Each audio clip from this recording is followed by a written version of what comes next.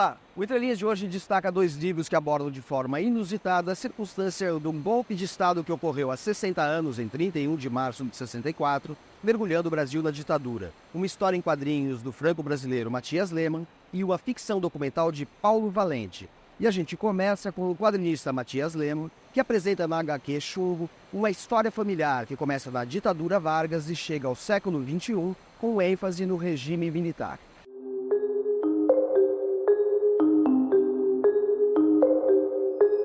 Matias, você acaba de publicar a HQ Chumbo, que tem como cerne o período do regime militar brasileiro. Mas a narrativa começa bem antes e segue até bem depois, né? Que arco temporal é esse? Bom, a história começa no momento do Estado Novo, né, em 1937, e vai até 2003. E a ideia era mostrar a história de uma família, e através dessa família mostrar também a história do Brasil. Me interessou, né, começar na juventude dos personagens tipo Severino e Ramírez, que são os dois personagens principais. Então a gente começa quando eles estão criança até um deles morrer, né? Então é por isso que o campo narrativo é tão largo. Você flagra um momento do Estado Novo em que há um conflito entre o integralismo e a esquerda, os comunistas. Depois há uma fraude que é o Plano Cohen, inventado para incriminar os judeus ligados aos comunistas, que justificaria, de alguma maneira, a instauração de um regime mais ditatorial do Getúlio Vargas, que vai reverberar também no golpe de 64 e permanece latente na política brasileira, na polarização, né? O que me interessava era mostrar como que tem uma continuidade, né, nessa história política brasileira, como que já tinha essa influência da extrema-direita, de um certo modo, nos anos 30, né, tudo isso, e que isso já ainda continuou em 64, né, na conspiração que levou até o golpe militar, ainda tinha todos esses, até inclusive o Olímpio Mourão Filho, né, que é ele que escreveu aquele Plano Cohen em 37, ainda é ele, né, que incentivou a marcha das Forças Armadas para o Rio em 64, né, que criou o golpe militar mesmo. Então essa influência da extrema-direita já estava muito presente no Brasil, incentivado com esse anticomunismo, né? O golpe de 64, de um certo modo, explica o bolsonarismo também, né? Então eu quis mostrar tudo isso para um público francês no começo, né? Porque foi publicado primeiro na França, público francês que não conhece muito a história política brasileira, que realmente tem uma imagem do Brasil mais de festa, de futebol e tudo isso. Então era interessante mostrar esses aspectos. Você escolheu Minas Gerais e quase sempre Belo Horizonte como ambiente. Por quê? A minha mãe é mineira, né? Então é assim que começou a história.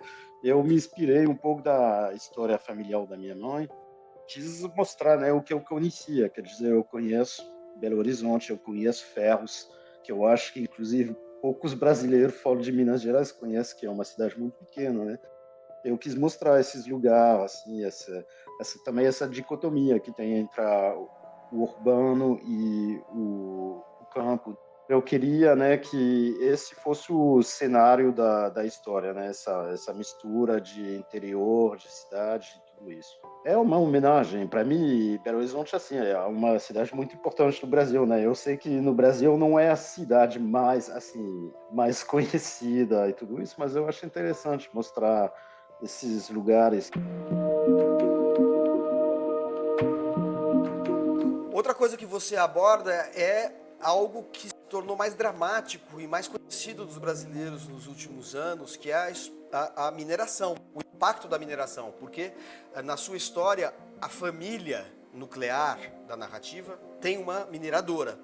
E o Oswaldo Wallace, que é o pai da família, é alguém que tem essa empresa e também tem uma relação muito suspeita com o poder ao longo do tempo, né? E os filhos dele, de certa maneira, vão sofrer os efeitos dessa atuação dele empresarial e política. Bom, ele é muito autoritário, né? De certo modo, o Oswaldo é o personagem assim mais o ruim da história, né? Que tem todos os defeitos, tudo isso, mas é sempre interessante, né? Tem um personagem assim que vai acumular todas a negatividade, né, da história. Ele não quer pagar os mineradores, então ele usa de autoridade, né, porque tem esse minerador Rebendoleng que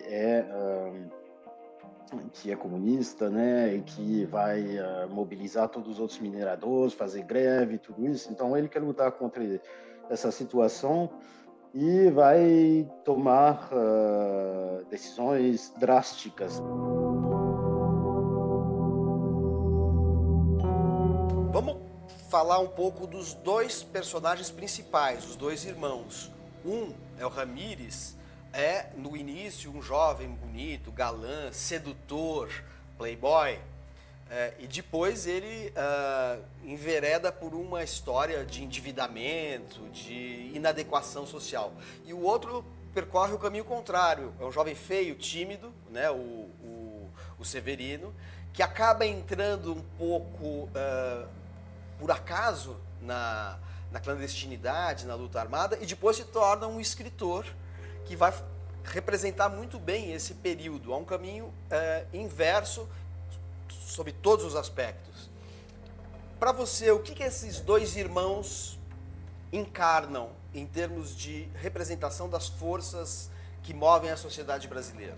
Eu, de um certo modo, me inspirei com dois dos meus tios para fazer esses personagens. Então, eu já tinha um modelo, né? O meu tio Roberto, né, que é mais famoso porque era escritor e tudo isso.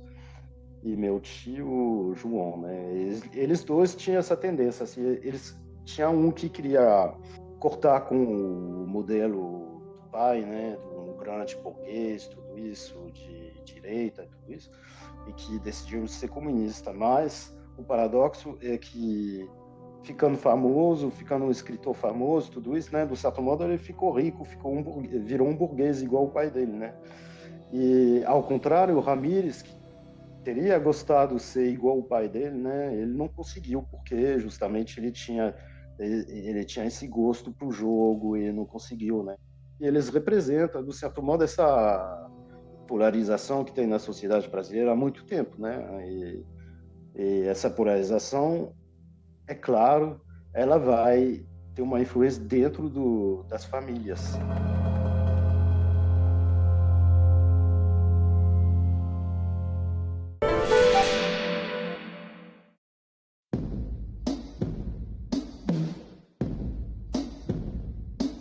Na literatura, o golpe de 64 aparece mais por seus efeitos do que por suas causas. Violência, tortura, resistência, clandestinidade e censura são os temas que atravessam as narrativas sobre o Brasil posterior à derrubada de João Goulart e, sobretudo, após a decretação do Ato Institucional número 5, que em 1968 deu início à fase mais repressiva do regime militar. 3 clássicos absolutos sobre o período são Em Câmara Lenta, de Renato Tapajós, Zero, de Inácio de Loyola Brandão e A Festa, de Ivan Ângelo, livros de ousadia política e estética que encontram na estrutura fragmentária uma forma de captar a turvação mental, a asfixia imposta pelo regime e os massacres produzidos pela opressão. Em Câmara Lenta, do também documentarista Tapajós, alterna planos narrativos da resistência armada com um relato que vai sendo lentamente expandido ao longo do romance, como um filme em câmera lenta, da cena em que uma militante de esquerda mata um agente da repressão, sendo em seguida torturada barbaramente.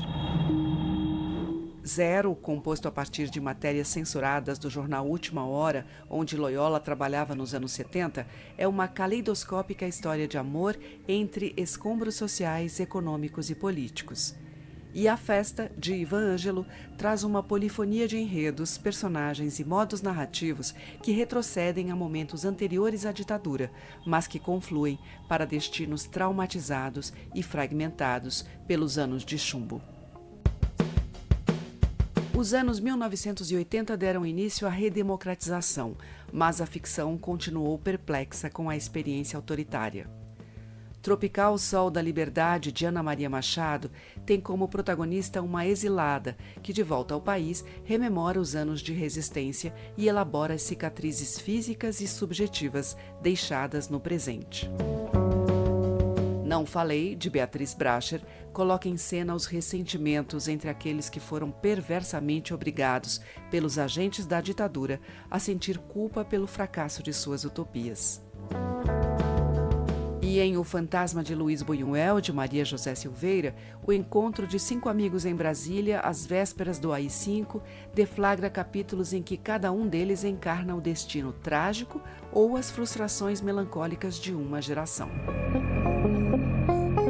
Os espectros da tortura e dos desaparecidos políticos rondam as personagens tanto da novela O Céu e o Fundo do Mar, quanto da narrativa em forma teatral Prova Contrária, de Fernando Bonassi.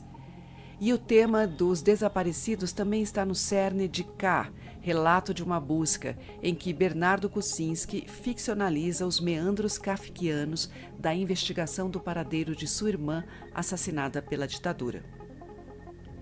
Os abalos mentais provocados pela repressão conferem ritmo vertiginoso ao romance Na Teia do Sol, de Menalton Braff, composto por jorros verbais obsessivos e alucinados de um protagonista imerso no isolamento extremo por causa da perseguição política. E nos 2 volumes já publicados da trilogia O Lugar Mais Sombrio, Milton Ratum desenha um romance de formação à sombra de um regime de exceção que continua pairando ameaçadoramente sobre a sociedade e a literatura brasileiras.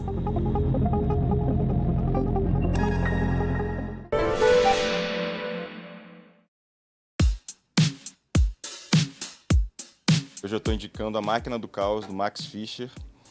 Como as redes sociais reprogramaram nossa mente e nosso mundo, o Max Fischer vai dizer que as redes sociais, o algoritmo, deixam a gente tanto pessoalmente ansiosos e com problemas de sono e com problemas de autoestima, até coisas maiores sociais, como, por exemplo, causar guerras civis em vários países, mudar o rumo das eleições, como, por exemplo, aconteceu no Brasil. Enfim, leiam esse livro e parem de usar as redes sociais. O livro que eu vou indicar é a autobiografia da Rita Lee, essa artista fantástica que deixou uma obra incrível que vai ficar para sempre com a gente, ela que nos deixou relativamente jovem ainda, né? E que foi uma mulher incrível que sempre esteve à frente de tudo que ainda estava por acontecer na defesa dos direitos da mulher, uma sociedade mais igualitária e justa. Atualmente eu estou relendo O Confesso que Vivi, do Pablo Neruda.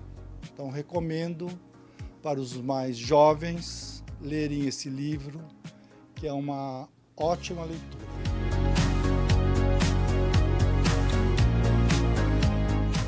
Depois do intervalo, uma entrevista com Paulo Valente sobre o livro A Morte do Embaixador Russo. O Entre Linhas volta já.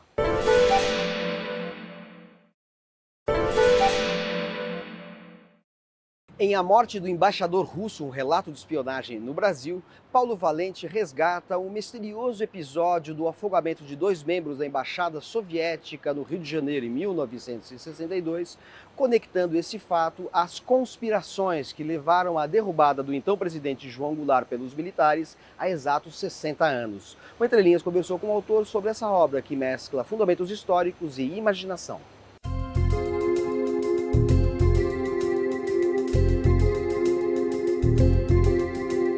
O Brasil não tem uma grande tradição de romances de espionagem, talvez porque o país não tem um peso geopolítico muito grande. Mas o seu romance A Morte do Embaixador Russo prova o contrário, né?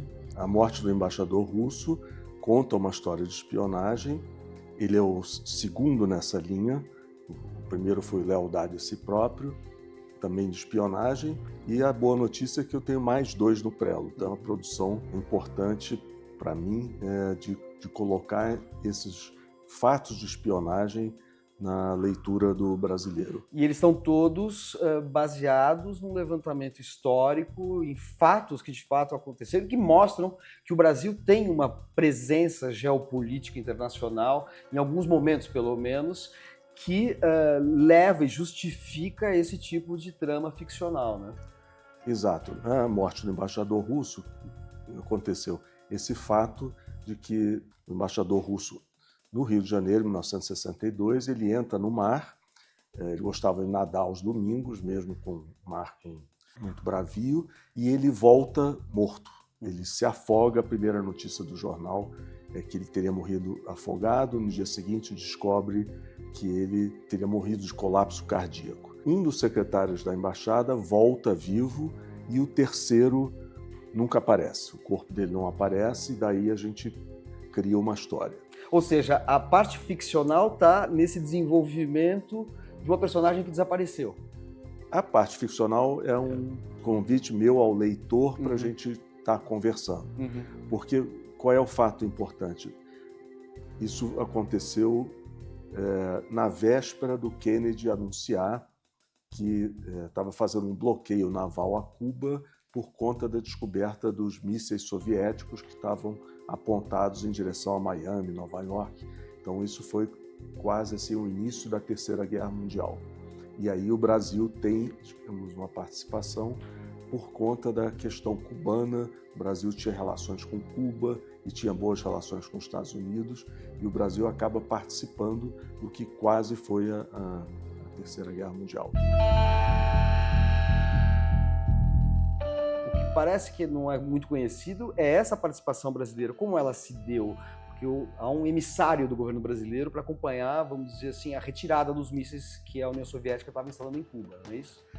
Não só este fato, mas há um precedente de que o Brasil tinha aquela política externa independente. Então, teve o famoso momento em que o Che Guevara passa pelo Brasil e o Jânio Quadros condecora ele com a Ordem do Cruzeiro do Sul, que foi assim, meio escandaloso.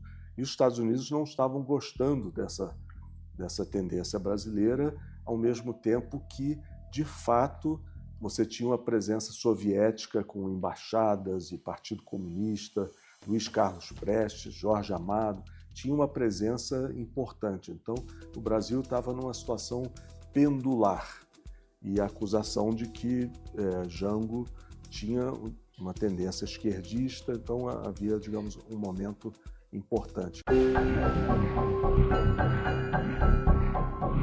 Mas aí tem outros eventos, também mais para o final do livro, relacionados ao Brasil com Cuba, que é o avião que sai do Rio de Janeiro, levando a comissão cubana que estava numa conferência da FAO, que o avião cai perto do aeroporto de Lima, morre todo mundo, mas se salva uma pasta do chefe da delegação, onde tinha as informações sobre os aparelhos cubanos no Brasil.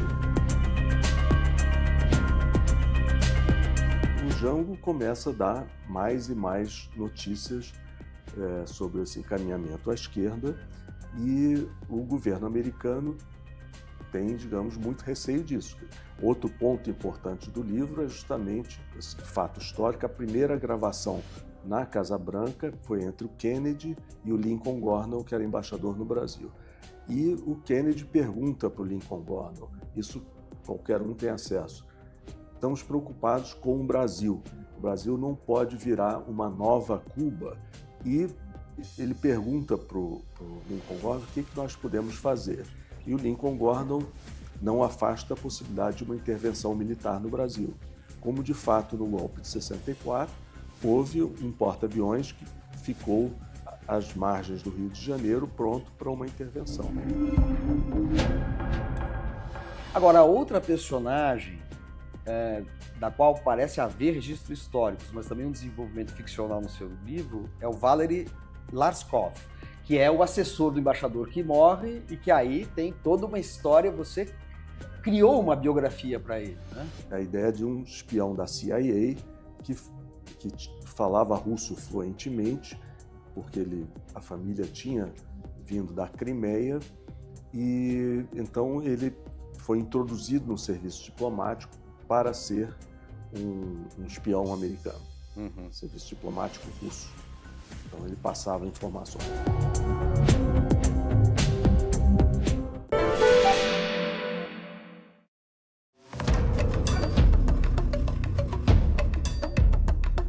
Reação à ameaça comunista num contexto de Guerra Fria ou conluio de oligarquias conservadoras contra reformas populares.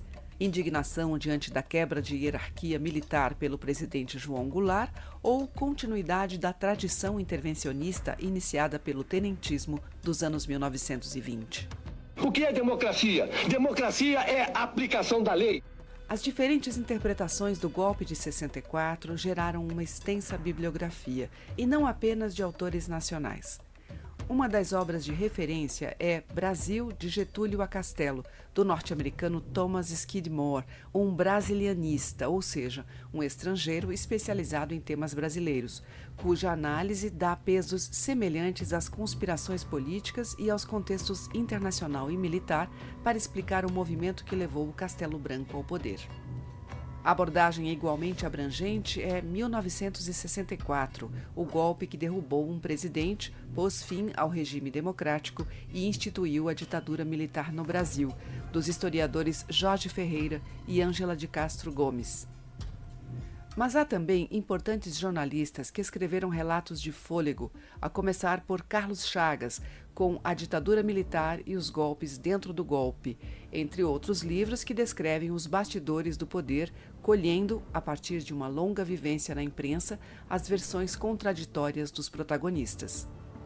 Igualmente ágil e baseado tanto em livros quanto em entrevistas são os 2 volumes de Brado Retumbante, de Paulo Marcum, que esteve preso junto com o jornalista Vladimir Herzog, torturado e morto pela repressão no episódio que explicitou, em 1975, a luta entre generais da chamada Linha Dura e os moderados, que procuravam uma distensão.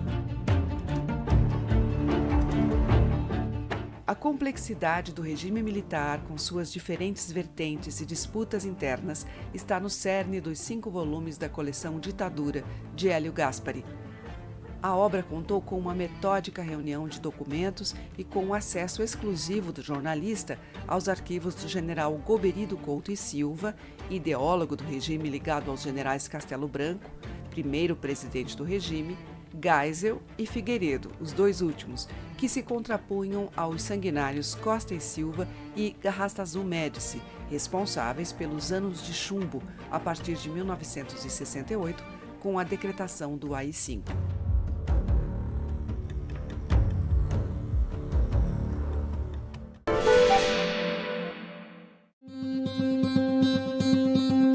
Romance póstumo do colombiano Gabriel García Márquez, Nobel, de 1982, Em Agosto Nos Vemos, tem como personagem uma musicista que visita regularmente a ilha em que está sepultada sua mãe, vivendo sucessivas transformações.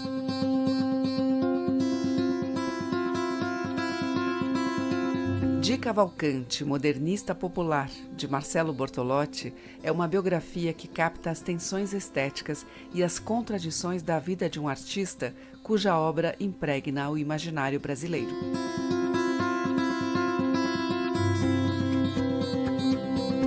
Com tradução e pós-fácil de Ricardo Riso, Patterson traz os 5 livros que compõem esta série de poemas de William Carlos Williams, nome central do modernismo norte-americano.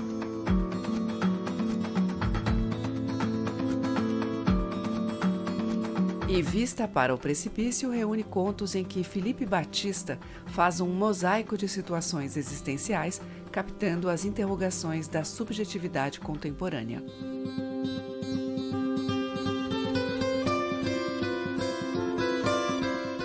O Entre Linhas de hoje destacou livros que abordam o golpe militar de 64 e termina lembrando do ator, diretor e dramaturgo Gianfrancesco Guarnieri. Ele nasceu em Milão, na Itália, em 1934 e morreu em São Paulo em 2006, deixando uma obra teatral que discute com densidade os problemas sociopolíticos brasileiros. Entre as principais criações de Guarnieri estão Eles Não Usam Black Tie e A Arena Conta Tiradentes, escrita com Augusto Boal. Até semana que vem. Eu acho que com o Teatro de Arena iniciou-se uma fase do que nós ainda podemos chamar do novo teatro nacional. Um teatro que quis pesquisar e realmente conseguiu atingir, eu acho, as raízes para uma nova dramaturgia. E essas raízes são o povo, as necessidades desse povo, os conflitos urbanos, os conflitos rurais, enfim, o Brasil verticalmente. O Teatro de Arena fugiu e opôs-se a um teatro importado.